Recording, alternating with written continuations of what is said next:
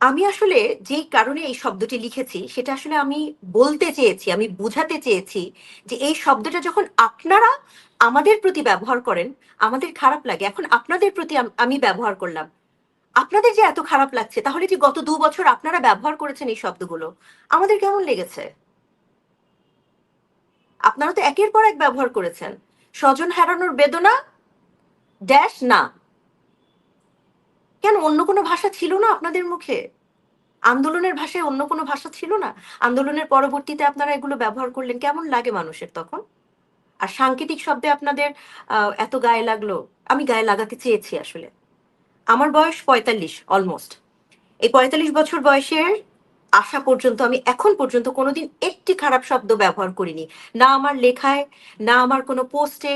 আমাকে যারা চেনেন বিভিন্নভাবে আমার সমসাময়িক আমার সারাউন্ডিং এ যারা আছেন, আমি কখনো কোনো গালাগালি করিনি, করি না। আমি কখনো কোনো খারাপ ভাষা ব্যবহার করি না। কিন্তু আমি এবার এটা ইচ্ছাকৃতভাবে ব্যবহার করেছি এটা বোঝানোর জন্য যে আসলে কেমন লাগে। জুলাইয়ে যে অপমৃত্যুগুলো হয়েছে, সেই অপমৃত্যুগুলোতে যারা ভিকটিম তার মধ্যে অনেকেই আছেন যারা এখনো মানে যাদের বাবা-মা, যাদের পরিবার এখনো কোনো প্রমাণ পাননি বা কোনো নিশ্চিত না যে কিভাবে তাদের সন্তান বা তাদের ভাই বা তাদের স্বামী মারা গেছে। হ্যাঁ? কারণ ঢালাওভাবে বলাটা তো খুব স্বাভাবিক যে এটা সরকার মেরে ফেলেছে। কিন্তু আসলেই কি এটা ঠিকমতো তদন্ত হয়েছে? হচ্ছে? যে আসলে স্নাইপার গুলো কোত্থেকে আসলো? স্নাইপার গুলো কার হাতে ছিল?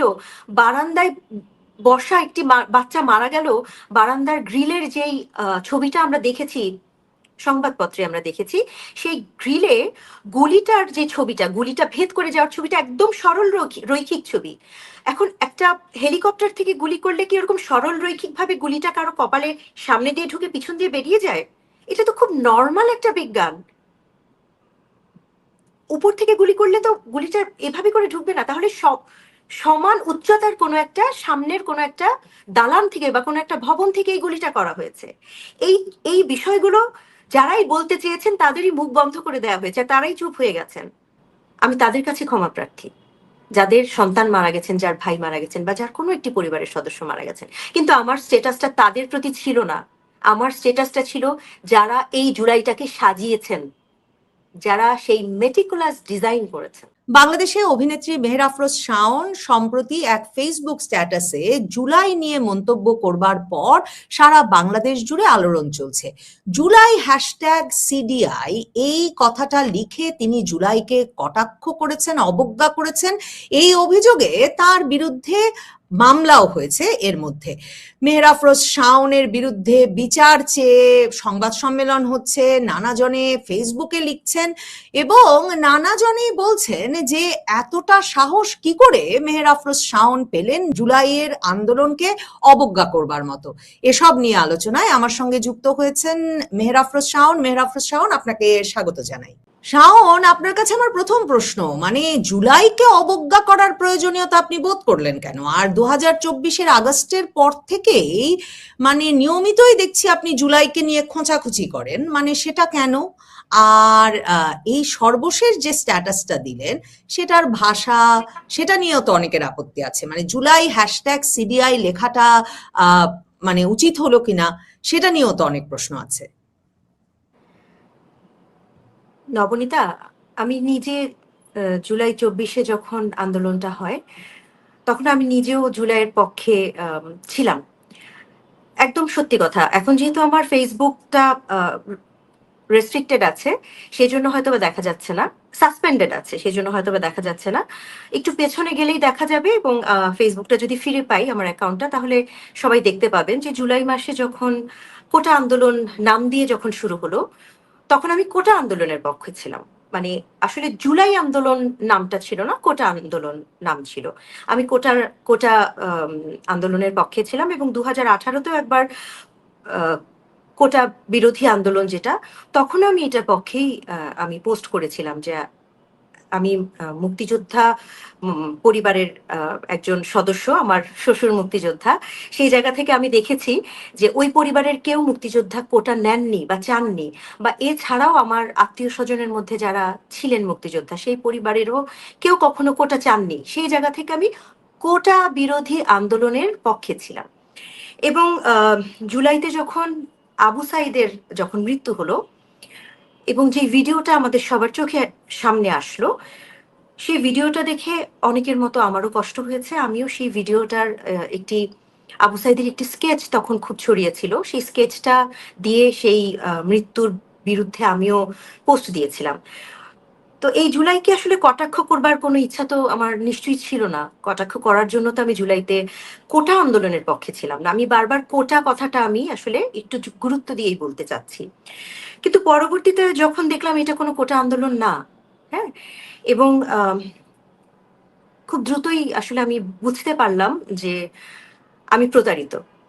আমি যেটাকে কোটা আন্দোলন মনে করছি, ছাত্রদের আন্দোলন মনে করছি, সেটাতে আমি প্রতারিত বোধ করলাম।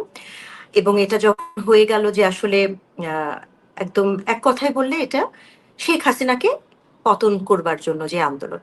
ঠিক আছে, আমি এটা যদি ধরেও নেই যে একটি সরকার পরিবর্তনের জন্য আন্দোলন হতেই পারে, সেটি যে কোনো সরকার পরিবর্তনের আন্দোলনের একটা একটা আমরা দেখেছি একটা ধারা। সেই ধারার বাইরে গিয়ে যেভাবে ঢালাওভাবে গুজব ছড়ানো হলো এবং প্রমাণ পেলাম আমি যেগুলো গুজব, ঢালাওভাবে যখন মৃত্যু হচ্ছে, যে মৃত্যুগুলো আহ, বলা হচ্ছে যে সেটা পুলিশের গুলিতে মৃত্যু। আমি অবশ্যই বলবো না যে পুলিশের গুলিতে কোনো মৃত্যু হয়নি। অবশ্যই পুলিশের গুলিতে কিছু মৃত্যু হয়েছে, কিন্তু যেভাবে ঢালাওভাবে বলা হতে লাগলো যে সব পুলিশের গুলিতে মৃত্যু, আহ হেলিকপ্টারের থেকে গুলি ছুড়ে মৃত্যু, এগুলো যখন বুঝতে পারলাম এবং এগুলো বোঝার পর তো আসলে সেই আন্দোলনকে সাপোর্ট করবার কোনো কোনো প্রয়োজনীয়তা আমি বোধ করিনি। কিন্তু তখনও আমার কাছে কটাক্ষ করবার কথা মনে হয়নি। জুলাইয়ের পর যখন ৫ই আগস্ট যখন সবাই ধরে নিল যে তাদের কাঙ্ক্ষিত সেই স্বাধীনতা এসেছে, যে সরকার পতনের জন্য তারা আন্দোলন করছিল এবং এত এত গুজব ছড়াচ্ছিল, যেই সরকার পতনের জন্য 7.62 বোরের গুলি ব্যবহার করে স্নাইপার দিয়ে মারা হলো এবং বলা হলো পুলিশ মেরে ফেলছে, সেই আন্দোলনের পর যখন তারা সরকার পতন করতে পারলো, নিশ্চয়ই একটা নতুন দেশের স্বপ্ন তারা দেখছিল, একটা নতুন আহ, বাংলাদেশ যেখানে সত্যি সত্যিই বৈষম্যের ঠাঁই থাকবে না। যেই কথা দিয়ে ওনারা আন্দোলন করেছিলেন যে বঙ্গবন্ধুর বাংলায় বৈষম্যের ঠাঁই নাই, তো সেই বৈষম্য থাকবে না, সেই আশাটা ওনারা করেছিলেন। হয়তো আমিও করেছিলাম। তাই সেই বৈষম্য যেন না হয়, বা যেই সংস্কার বা যে ভালো জিনিসের চাওয়াটা ছিল, সেই চাওয়াটা কি আসলে কোথাও কোনো অংশে পূরণ হয়েছে? কোনো অংশেই তো আমার পূরণ হয়নি, কারোরই পূরণ হয়নি। বরং আমি দেখেছি ৫ই আগস্টে প্রথম যেটা দেখেছি সেটা হচ্ছে বঙ্গবন্ধুর ভাস্কর্যের মাথার উপরে দাঁড়িয়ে অশালীন ভাবে সেই ভাস্কর্য ভাঙা, ভাস্কর্যের উপর দাঁড়িয়ে মূত্রত্যাগ করা, হ্যাঁ? যেই বঙ্গবন্ধুর বাংলায় বৈষম্যের ঠাঁই নেই এই স্লোগান দিয়ে, বা বঙ্গবন্ধুর বিভিন্ন স্লোগানের ছোট ছোট অংশ দিয়ে যেই আন্দোলনটাকে সার্বজনীন করবার চেষ্টা করা হয়েছে, প্রথমেই যখন দেখলাম প্রথম আঘাত বাংলাদেশের স্বাধীনতার যিনি স্থপতি সেই বঙ্গবন্ধু শেখ মুজিবুর রহমানের আহ ভাস্কর্যের উপর যখন দাঁড়িয়ে দেখলাম যে উল্লাস করছে, আমরা যখন দেখলাম যে আহ বাংলাদেশের সবচাইতে, বাংলাদেশ একটি দেশের সার্বভৌমত্বের প্রতীক, সেই দেশের সংসদ, সেই সংসদের ভেতরে ঢুকে যখন উদ্দাম নৃত্য দেখলাম, সংসদের টেবিলগুলো, এটা তো আমাদের কাছে একটা পবিত্র জায়গা হবার কথা ছিল। এবং আমি এখনো মনে করি একটি দেশের জন্য সংসদ সবচাইতে পবিত্র জায়গা। সেই সংসদের টেবিলের উপর দাঁড়িয়ে যখন দেখলাম, আমি অনেকগুলো নতুন কথা শিখেছি। একটি কথা বলি, ছাত্রীদের নৃত্য, হ্যাঁ, তাদের অশালীন অঙ্গভঙ্গি, বুঝতে আর বাকি তো থাকবার কথা না যে আসলে সেই জুলাইয়ের আন্দোলনটা কি আন্দোলন ছিল। হ্যাঁ, আমি ৫ তারিখের আগেই টের পেয়েছি, কিন্তু ৫ তারিখেই আমি প্রচন্ড পরিমাণে আমি কষ্ট পেয়েছি এবং আমি আমি চেষ্টা করেছি যে ছোট ছোট করে আমি প্রথম লিখেছি আসলে যখন সংসদ ভবনে যখন সেই অশালীনতাটা হয়েছে, সেই উদ্দাম নৃত্যটা হয়েছে, যখন সংসদের টেবিলের উপরে পা তুলে সিগারেট টানছিল সেই আম, আমি জানি না কারা, আমি একটু আগে একটা শব্দ ব্যবহার করেছি, আমি তখন থেকেই আসলে আমি এর প্রতিবাদ করা শুরু করেছি। এবং আমি যেসব বিষয়ে শাওন, প্রতিবাদ করেছি, আমি মনে করেছি যে সেসব বিষয়ে প্রতিবাদ করবার দরকার ছিল, সেজন্যই প্রতিবাদ করেছি। শাওন, এই যে আপনি বলছেন নতুন একটা শব্দ শিখেছি, আমি যে কত নতুন শব্দ শিখেছি, মানে হাদির শব্দটা তো সবচেয়ে নতুন শিখেছি, হ্যাঁ, ছাপড়িও একটা নতুন শব্দ, কিংবা ওই যে আপনি স্ট্যাটাসে যেটা ব্যবহার করেছেন সেটা তো তৈরিই হয়েছে এই জুলাইয়ের পরে। কিন্তু হলোটা কি, মানে আসলে একটা কিছু পাল্টে গেল কিনা 2024-এর জুলাই আগস্টের পর থেকে? কারণ ধরুন আপনি আমি প্রায় একই রকম পরিসরেও বড় হয়েছি, মানে আমরা একই মানে সময়ে বড় হয়েছি, একই পরিসরেও বড় হয়েছি। এসব শব্দ তো প্রকাশ্য উচ্চারণের বিষয় ছিল না। কিংবা আমরা যেসব রাজনৈতিক আন্দোলনও দেখেছি, মানে আমরা প্রাথমিক স্কুলে পড়তাম, কিন্তু আমাদের তো 90-এর গণ আন্দোলনও মনে আছে, আমাদের দীর্ঘ সময় 96-এর আন্দোলন তো মনে আছে আমাদের। আমার প্রশ্ন হচ্ছে এই যে 5ই আগস্ট শেখ হাসিনার, আপনি ওটা নিয়েও স্ট্যাটাস দিয়েছেন যে শেখ হাসিনা সাবেক প্রধানমন্ত্রী, একজন 70 75 মহিলা, তার 38 অন্তর্বাস নিয়ে বছর যখন আনন্দ করা 78 হয়, বছর বয়স্ক একজন মহিলা ছিলেন।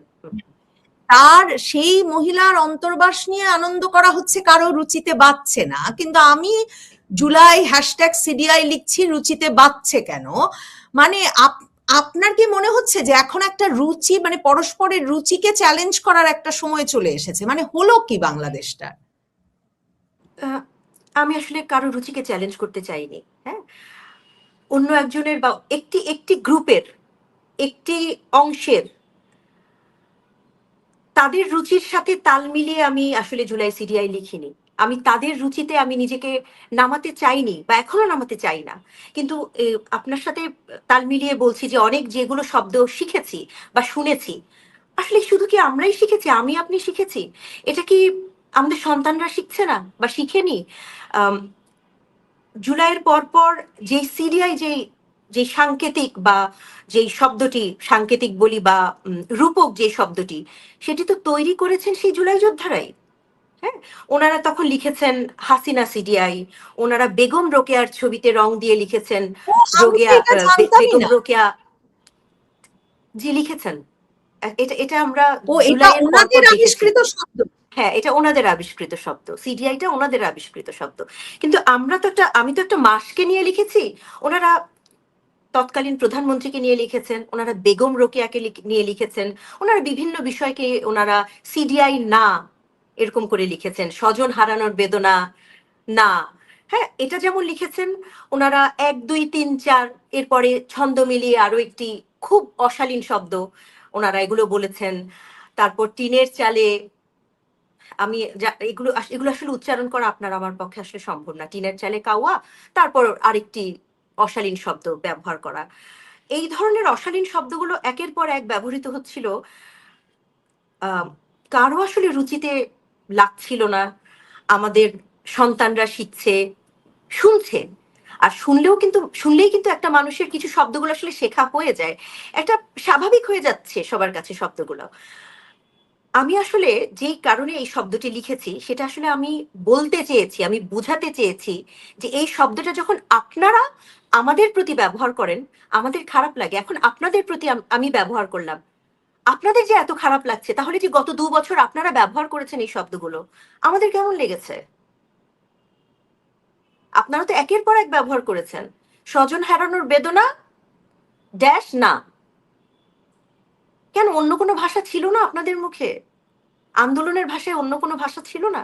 আন্দোলনের পরবর্তীতে আপনারা এগুলো ব্যবহার করলেন, কেমন লাগে মানুষের তখন? আর সাংকেতিক শব্দে আপনাদের এত গায়ে লাগলো। আমি গায়ে লাগাতে চেয়েছি আসলে। আমার বয়স 45 অলমোস্ট। এই 45 বছর বয়সের আসা পর্যন্ত আমি এখন পর্যন্ত কোনোদিন একটি খারাপ শব্দ ব্যবহার করিনি। না আমার লেখায়, না আমার কোনো পোস্টে। আমাকে যারা চেনেন বিভিন্নভাবে, আমার সমসাময়িক আমার সারাউন্ডিং এ যারা আছেন, আমি কখনো কোনো গালাগালি করিনি, করি না। আমি কখনো কোনো খারাপ ভাষা ব্যবহার করি না। কিন্তু আমি এবার এটা ইচ্ছাকৃতভাবে ব্যবহার করেছি, এটা বোঝানোর জন্য যে আসলে কেমন লাগে। কিন্তু আমি তাদের সাথে কোনো প্রতিযোগিতায় যেতে চাই না। আমি কখনোই এই ধরনের ভাষা ভবিষ্যতেও ব্যবহার করব না। আগে তো করিনি। আমি আমি তাদের মানে প্রতিযোগিতা আসলে কাদের সাথে হয়? প্রতিযোগিতা তো হয় সামনের দিকে এগিয়ে যাওয়ার জন্য। আমি তো এগিয়ে যেতে চাই। আমি নিজেকে পিছিয়ে নিয়ে যেতে চাই না। একটি কথা আমি নবনীতা আপনাকে উল্লেখ করতে চাই। জুলাইতে, 24 জুলাইয়ে যে অপমৃত্যুগুলো হয়েছে, সেই অপমৃত্যুগুলোতে যারা ভিকটিম, তার মধ্যে অনেকেই আছেন যারা এখনো মানে যাদের বাবা মা, যাদের পরিবার এখনো কোনো প্রমাণ পাননি বা কোনো নিশ্চিত না যে কিভাবে তাদের সন্তান বা তাদের ভাই বা তাদের স্বামী মারা গেছে। হ্যাঁ, কারণ ঢালাও ভাবে বলাটা তো খুব স্বাভাবিক যে এটা সরকার মেরে ফেলেছে, কিন্তু আসলেই কি এটা ঠিক মতো তদন্ত হয়েছে, হচ্ছে? যে আসলে স্নাইপার গুলো কোত্থেকে আসলো, স্নাইপার গুলো কার হাতে ছিল? বারান্দায় বসা একটি বাচ্চা মারা গেল, বারান্দার গ্রিলের যেই ছবিটা আমরা দেখেছি, সংবাদপত্রে আমরা দেখেছি, সেই গ্রিলে গুলিটার যে ছবিটা, গুলিটা ভেদ করে যাওয়ার ছবিটা একদম সরল রৈখিক ছবি। এখন একটা হেলিকপ্টার থেকে গুলি করলে কি ওরকম সরল রৈখিক ভাবে গুলিটা কারো কপালে সামনে দিয়ে ঢুকে পিছন দিয়ে বেরিয়ে যায়? এটা তো খুব নর্মাল একটা বিজ্ঞান। উপর থেকে গুলি করলে তো গুলিটা এভাবে করে ঢুকবে না। তাহলে সব সমান উচ্চতার কোনো একটা সামনের কোনো একটা দালান থেকে বা কোনো একটা ভবন থেকে এই গুলিটা করা হয়েছে। এই এই বিষয়গুলো যারাই বলতে চেয়েছেন তাদেরই মুখ বন্ধ করে দেওয়া হয়েছে, তারাই চুপ হয়ে গেছেন। আমাদের উপদেষ্টা, স্বরাষ্ট্র উপদেষ্টা, উনি উনি যখন বলেছেন ওনার যেই উনি স্বরাষ্ট্র বিষয়ক উপদেষ্টা ছিলেন, হঠাৎ করে ওনাকে বদলে অন্য বিষয়ক উপদেষ্টা বানিয়ে দেয়া হলো, ওনার মুখ বন্ধ করে দেয়া হলো। তো এই বিষয়ে তো কোনো তদন্ত হয়নি, কিছুই হয়নি। সবাই আমরা না, সবাই ঢালাও ভাবে বলছেন যে এটা মৃত্যুর পিছনে কারা কারণ ছিল। আসলে এই মৃত্যুর পিছনের কারণটা কি বের হয়েছে? আমি সেই আহ, অভিভাবকদের প্রতি আমি আসলে আমি আমি সহানুভূতি প্রকাশ করছি, যার সন্তান মারা গেছেন, যার ভাই মারা গেছেন, যার স্বামী মারা গেছেন। তার জীবনে এর চেয়ে খারাপ দিন আর কখনো আসেনি, এবং অবশ্যই আমার সেই স্টেটাসটা দেখে তাদের খুবই কষ্ট লাগবার কথা। আমি তাদের কাছে ক্ষমা প্রার্থী, যাদের সন্তান মারা গেছেন, যার ভাই মারা গেছেন, বা যার কোনো একটি পরিবারের সদস্য মারা গেছেন। কিন্তু আমার স্টেটাসটা তাদের প্রতি ছিল না। আমার স্টেটাসটা ছিল যারা এই জুলাইটাকে সাজিয়েছেন, যারা সেই মেটিকুলাস ডিজাইন করেছেন। শাওন, আমাদের আপনার বিষয়ে স্বয়ং প্রধানমন্ত্রী তারেক রহমানের কাছে সরাসরি তার মুখোমুখি দাঁড়িয়েই একটা অভিযোগ উঠেছে। আপনি দেখেছেন কিনা পত্রিকায় জানি না। একজন ছাত্র নেতা জুলাই স্মরণ সভায় দাঁড়িয়ে প্রধানমন্ত্রী তারেক রহমানকে জিজ্ঞেস করেছেন যে মেহের আফরোজ শাওন কি শেখ হাসিনার চেয়েও পাওয়ারফুল, মানে আপনার বিচার হচ্ছে না কেন? আপনার নামে তো বেশ কিছু মামলা হয়েছে, আনিস আলমগীরের সাথে মামলায় আপনি ছিলেন, এবং তারও আগে তো আপনাকে একবার ডিবিতে নিয়ে সারাদিন বসিয়েও রাখা হলো। মানে সারা আপনার রাত ক্ষমতাটা আসছে কোত্থেকে? হ্যাঁ, মানে থানায় নিয়ে বসিয়ে রাখা হলো, আপনার ক্ষমতাটা আসছে কোত্থেকে? আপনি প্রশ্ন আহ, করা বন্ধ করছেন না কেন, বা এই ধরনের উত্তক্ত করা বন্ধ করছেন না কেন? আমার কোনো ক্ষমতা নেই, আমার কোনোই ক্ষমতা নেই। আম, যদি ক্ষমতার কথা বলেন, সত্যের ক্ষমতা যদি থাকে, আমার ক্ষমতাটুকুন ঠিক সেইটুকুন। আর যদি বিশ্বাসের ক্ষমতা থাকে, আমি যেটুকুন, আমি যা বিশ্বাস করি সেটা আমি বলি। আমি যা সত্য মনে করি সেটা বলতে ভয় পাই না। আর কিছুটা সাহস আমাকে আসলে যারা আমাকে মিথ্যা মামলায় দিয়ে মামলা দিয়েছেন যারা, যেমন একটি মামলার কথা বলি, একটি না দুটি মামলার কথা বলি, যে 5 বা 6 আগস্টের দিনটাকে উল্লেখ করে আমার নামে দুটি মামলা হয়েছে। যে দুটি মামলার সময় একই, বিকেল 4টা। সেই বিকেল 4টায় আমি মেহের আফরোজ শাওন, আমি ছিলাম ভাটারা এলাকায়, সেখানে আমি একটি হত্যা চেষ্টায় আমি অংশ নিয়েছিলাম। সেই একই দিনে বিকেল 4টায় আমি আবার নিউ মার্কেটেও ছিলাম। নিউ মার্কেট এলাকায় একটি ভ্যান চালকের হত্যায় আমি অংশ, মানে হত্যা চেষ্টায় আমি অংশ নিয়েছিলাম। তো আমি একটি মানুষ, বিকেল 4টায় একই সাথে কি করে ভাটারায় ছিলাম আর কি করে নিউ মার্কেটে ছিলাম এটা অবশ্য আমার জানা নেই। তো এই ধরনের মামলা যারা করেছেন, হুম, তাদের কাছে তারা আমাকে আসলে আসলে এই সাহসটা দিয়েছেন, তারা আমাকে শক্তি দিয়েছেন। যারা আমার বিরুদ্ধে মিথ্যা কথা বলেছেন, আমি একটা কথা বললেই তারা আমার পরিবারকে টেনেছেন, তারা আমার আমার বৈবাহিক সম্পর্ককে টেনেছেন, আমার আমার স্বামীকে টেনেছেন, আমার বাবা মাকে টেনেছেন, আমার সন্তানকে টেনেছেন। হ্যাঁ, আমার আমার এর আগে আমার আমার পূর্ববর্তী জীবন বা আমার কিভাবে বিয়ে হলো সেটা নিয়ে তাদের কি ধারণা সেটা টেনেছেন। ভাই, আমার বিয়ে হয়েছে, আমার স্বামী মারা গেছে, সেও তো 14 বছর পার হয়ে গেল। তো উনি থাকতেও কোনো কথা হলো না, আমার মৃত্যুর পরেও কোনো কথা হলো না। জুলাইয়ের পরপরই একেবারে আমি সব কিছুর অপরাধী হয়ে গেলাম। আমার যদি কোনো ক্ষমতা থাকে, তারা আমাকে ক্ষমতাবান করেছেন। তারা বারবার আমাকে আঘাত এনেছেন, আমি আঘাতপ্রাপ্ত হয়েছি, আমি কেঁদেছি, আমি ভয় পেয়েছি। আমাকে যখন ডিবিতে নিয়ে গিয়েছিল, ডিবিতে আমি 22 ঘন্টা ছিলাম। আমার তখন পায়ে একটা অ্যাক্সিডেন্ট হয়েছিল, একটা অটো রিক্সা আমার পায়ের উপর দিয়ে চলে যাওয়ার কারণে আমি তখন হাঁটতে পারতাম না। আমি ওই অবস্থায় 22 ঘন্টা ডিবিতে আমার পা ফুলে গিয়েছিল। আমি ডিবিতে ভয় পেয়েছি, কেন ভয় পাবো না? আপনি বলেন, ডিবিতে ধরে নিয়ে গেলে আপনি ভয় পাবেন না? কিন্তু প্রতিবার আঘাতপ্রাপ্ত হয়ে আমি যখন দেখেছি যে আমি সৎ, আমার বিশ্বাস সত্য, সেটাই আমার ক্ষমতা। আপনার বিশ্বাসের জায়গাটা নিয়েও তো এখন একটা বাংলাদেশের বিরাট সংখ্যক মানুষের, বা আমি যদি বলি যে জুলাই আন্দোলনে বিজয়ী পক্ষের বড় ধরনের সমস্যা আছে। ধরেন আপনি বঙ্গবন্ধু বঙ্গবন্ধু করছেন, বঙ্গবন্ধুর ভাস্কর্যের উপরে দাঁড়িয়ে কেউ বঙ্গবন্ধুকে অপমান করছে, আপনার গায়ে লাগছে, তার মানে আপনি বঙ্গবন্ধুর আদর্শে বিশ্বাস করেন, বঙ্গবন্ধুকে হুম, ভালোবাসেন। আপনার মা হুম, সংসদ সদস্য ছিলেন, আওয়ামী লীগের সংসদ সদস্য ছিলেন। হুম। তো মানে আওয়ামী লীগ রাজনীতিতে বিশ্বাসী পরিবারের বিশ্বাসটাকে সম্মান করবার তো কথা না জুলাই আন্দোলনের পরে।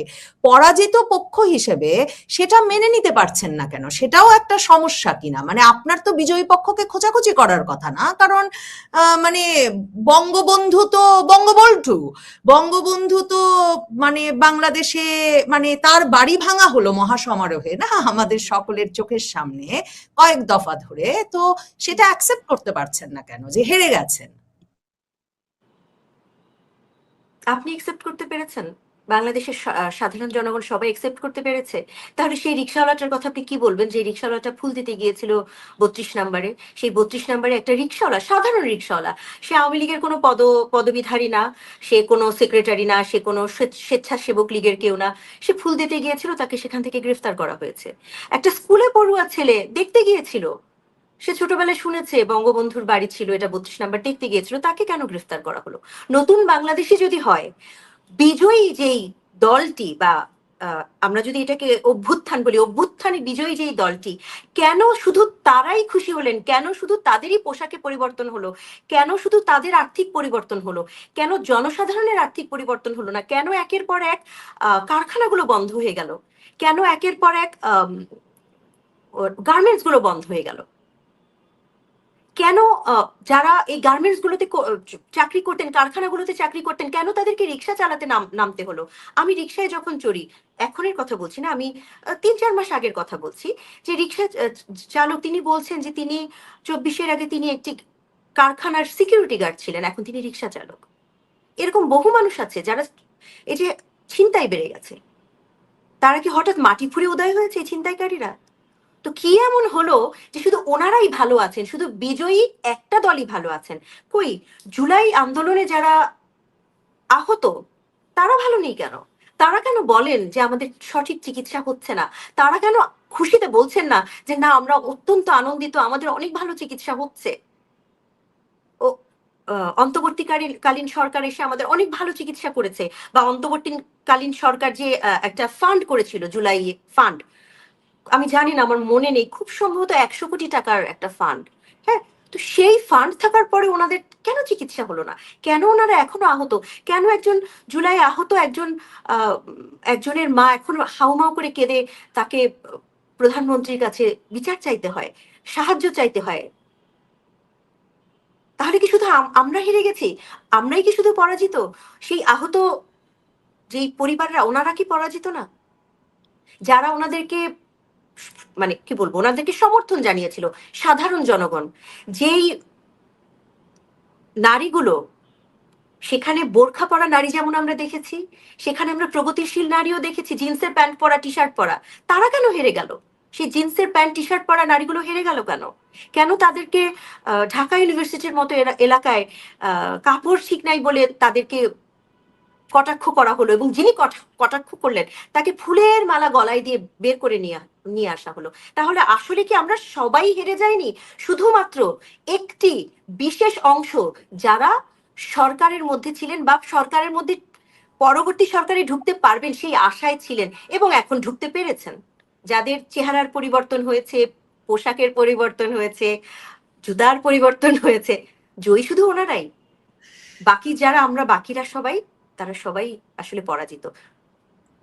সেজন্যই শেষ আসলে কথা প্রশ্ন, বলছি। শাওন, নিরাপদ আছেন? মানে আপনার তো বিচার চাই, অনেক রকম পার্টিও গজিয়ে গেছে আমি দেখছি, আপনারা কি এটা বের করতে পেরেছেন? আপনাকে যখন পেলাম এই প্রশ্নটা করি, মানে আমার কৌতূহলী লাগে। যেমন ধরেন আনিস আলমগীর ভাইয়ের সঙ্গে যখন আপনার মামলাটা হলো, তখন ওই জি। মামলাটা রাত 2টায় এসে রেড রেভলিউশন অ্যালায়েন্স বা এরকম একটা কোনো দলের কেউ একটা ছেলে এসে করলো।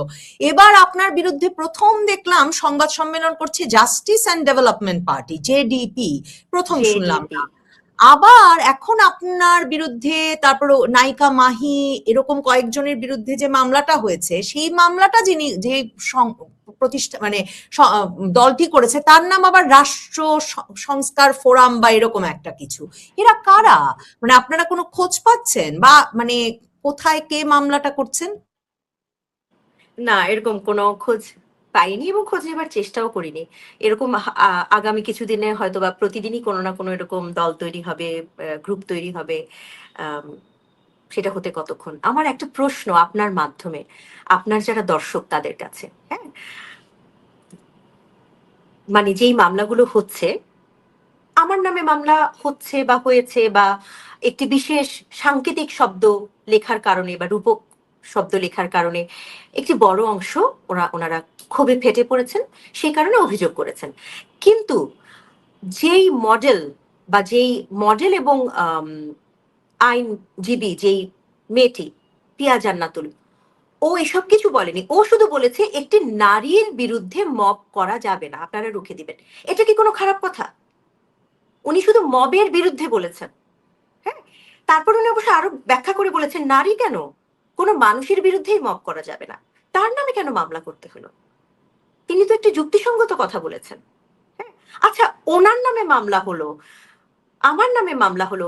যিনি ওপেনলি বললেন যে আমাকে যদি শারীরিকভাবে হেনস্থা করা যায় তাহলে 1 লক্ষ টাকা পুরস্কার দেয়া হবে, এই দাম যিনি ধরে দিলেন এবং আমাকে রক্তাক্ত করতে পারলে 2 লক্ষ টাকা পুরস্কার দেয়া হবে, তিনি একদম খোলাভাবে তার নিজস্ব আইডি থেকে এই কথাটি বললেন, এই ঘোষণাটা দিলেন, তার নামে কোনো মামলা হলো না।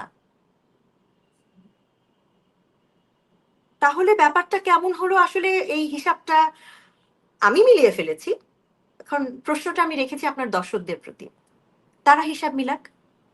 অসংখ্য ধন্যবাদ মেহের আফরোজ শাওন, ধন্যবাদ দর্শক যারা এতক্ষণ সঙ্গে ছিলেন।